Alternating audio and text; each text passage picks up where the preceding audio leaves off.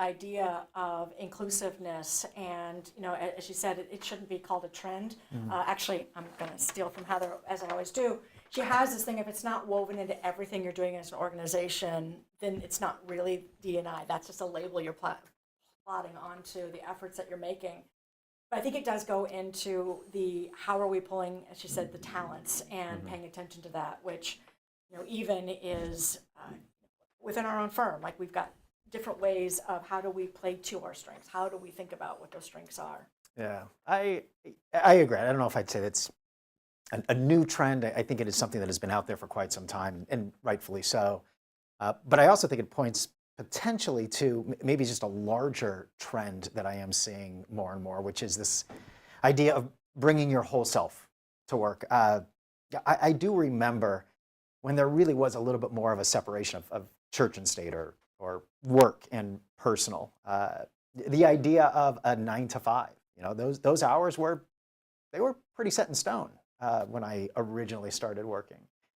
And now over the last couple of decades, I've seen more and more companies, as I said, really want people to show up as their whole selves. I think this got really expedited during the pandemic, when now there was a real large bleed over between personal and home. And we got to see how people were living at home, Zoom backgrounds and kids in the background and cats jumping on our keyboards. In addition, I do see a lot more work around tapping into people's internal motivation. What is it that really inspires them in order to engage them in the work? Trying to avoid things like quiet quitting. It really does seem that we want people to show up more and more as their whole selves. So what is it that organizations can do in order to really, especially as managers, to try and tap into that with individuals?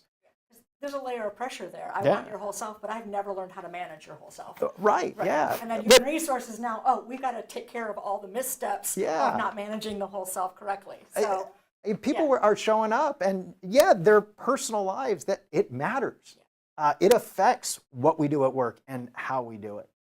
And I think that is something, you're right, I've seen managers, leaders continue to struggle with, because I think that has been a pretty large shift in dynamic as of late. Yeah, go ahead. No, I was thinking of even the hybrid thing, that idea of, you said, we see your whole self. We see the background you have, and the cats you have.